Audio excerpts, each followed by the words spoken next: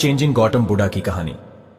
दोस्तों, आज आपके पास जो कुछ भी है वो इसीलिए नहीं है कि आपकी किस्मत में इतना ही लिखा था या फिर आपकी किस्मत ही खराब है, बल्कि वो इसीलिए है क्योंकि आप इतना ही डिजर्व करते हैं।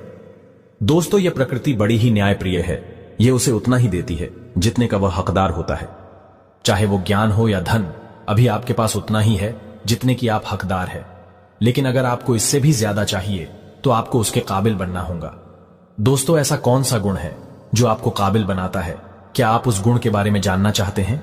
अगर आप जानना चाहते हैं तो आप गौतम बुद्ध के जीवन की इस कहानी को अंत तक ध्यान से जरूर से सुने। दोस्तों, इस कहानी को सिर्फ समझेगा मत, बल्कि इस कहानी को अपने भीतर उतर जाने दीजिए। तो बिना समय को गवाएं, चलिए कहानी की शुरुआत करते हैं। गौतम बुद्ध के जीवन की शिक्षाप्रद कहानी जो आपका जीवन बदल देंगी। दोस्तों, एक बार गौतम बुद्ध को एक सभा में भाषण करना था और जब सभा का समय हुआ तब बुद्ध वहां आए और बिना कुछ बोले ही वहां से चले गए। तकरीबन 100 से भी ज्यादा लोग बुद्ध का उस सभा में इंतजार कर रहे थे और बुद्ध के इस तरह के व्यवहार को देखकर सभी लोग बहुत चौंके, लेकिन किसी ने भी बुद्ध से कोई भी प्रश्न नहीं किया।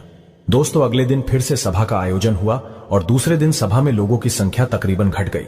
इस बार तकरीबन 80 लोग सभा में बैठे हुए थे।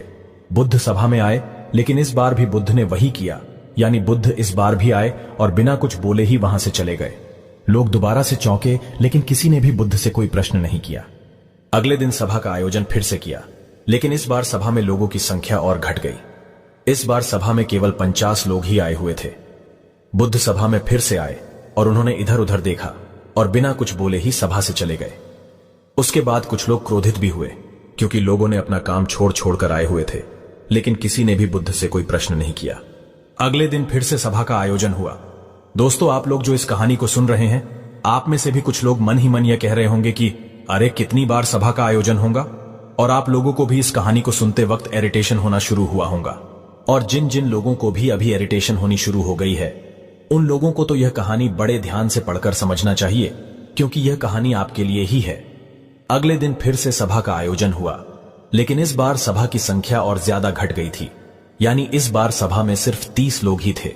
फिर उसके बाद बुद्ध सभा में आए, मुस्कुराए और फिर से बुद्ध ने वही किया, यानी बिना कुछ बोले ही वहां से चले गए। इस बार भी लोग बहुत क्रोधित हुए और इस बार लोगों ने पीछे से कुछ कहा भी और बड़बड़ाए भी, लेकिन बुद्ध ने उनके किसी भी प्रश्न का उत्तर नहीं दिया।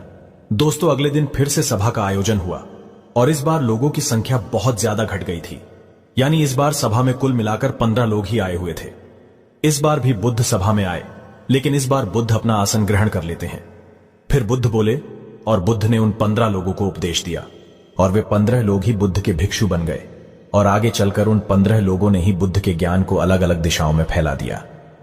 फिर एक दिन बुद्ध से किसी ने पूछा कि बुद्ध, आप कई दिनों तक बिना बोले ही सभा से क्यों चले जाते थे? फिर बुद्ध कहते हैं कि मैं उन लोगों को खोज रहा था जो लायक थे, यानी कि पहले दिन 100 से भी ज्यादा लोग आए हुए थे, उसमें से ज्यादातर लोग सिर्फ आए हुए थे। उन्हें मेरे उपदेश से कोई भी मतलब नहीं था, वे बस आ गए थे। और उसमें से ज्यादातर लोग सिर्फ देखने और सुनने आए हुए थे कि सभा में क्या होता है। वे मेरे काम के लोग नहीं थे, क्योंकि वे लोग मेरे ज्ञान को औरों तक नहीं पहुंचा सकते थे। मुझे तो उन लोगों की खोज थी जो मेरे ज्ञान को जन जन तक पहुंचा सके। कई दिनों तक सभा से बिना बोले ही मैं इसीलिए चला गया क्योंकि मैं यह देखना चाहता था कि वे कौन लोग हैं जिनके भीतर वास्तव में प्यास है।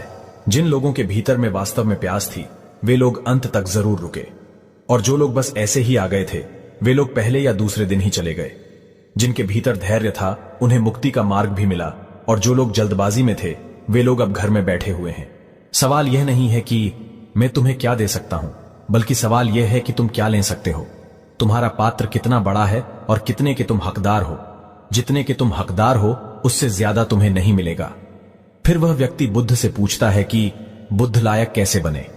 फिर बुद्ध कहते हैं कि धैर्य के द्वारा जिस व्यक्ति के अंदर धैर्य है, वह अपने जीवन में कुछ भी पा सकता है। सभा में जितने भी लोग आए हुए थे, और उसमें से अंत तक वही रुके जिनके अंदर धैर्य था। चाहे तुम्हारे जीवन में तुम्हारा लक्ष्य जो कुछ भी हो, लेकिन तुम बिना धैर्य के सफलता के चरम तक नहीं पहुंच सकते। फिर वह व्यक्ति बुद्ध से पूछता है कि कोई व्यक्ति अपने भीतर के धैर्य को कैसे बढ़ाए? बुद्ध कहते हैं कि निरंतर अभ्यास के द्वारा हम अपने भीतर के धैर्य को बढ़ा सकते हैं।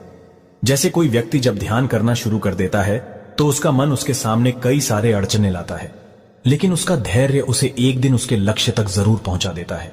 फिर वह व्यक्ति बुद्ध से कहता है कि मैं समझ गया, बुद्ध में समझ गया, यानी मुझे धैर्य के साथ निरंतर अभ्यास करने की आवश्यकता है। दोस्तों, अब आपको समझ आ गया कि आपके पास वो क्यों नहीं है जो आप पाना चाहते हैं, क्योंकि आप उसके लायक नहीं हैं। आप लायक तभी बनेंगे जब आप अपने भीतर धैर्य को बढ़ाएंगे। और धैर्य कैसे बढ़ेगा? धैर्य बढ़ेगा निरंतर अभ्यास के द्वारा। और अभ्यास कौन करेगा? अभ्यास करेंगे आप, तो फिर करते क्यों नहीं? दोस्तों, खुद से ईमानदारी के साथ एक प्रश्न जरूर पूछिए कि जो आप भविष्य में बनना चाहते हैं उसके लिए क्या आप धैर्य के साथ कर्म कर रहे हैं? दोस्तों, अगर उसका उत्तर नहीं है तो अपनी असफलता के लिए जिम्मेदार आप खुद होंगे। दोस्तों, आज की यह गौतम बुद्ध की शिक्षाप्रद कहानी आपको पसंद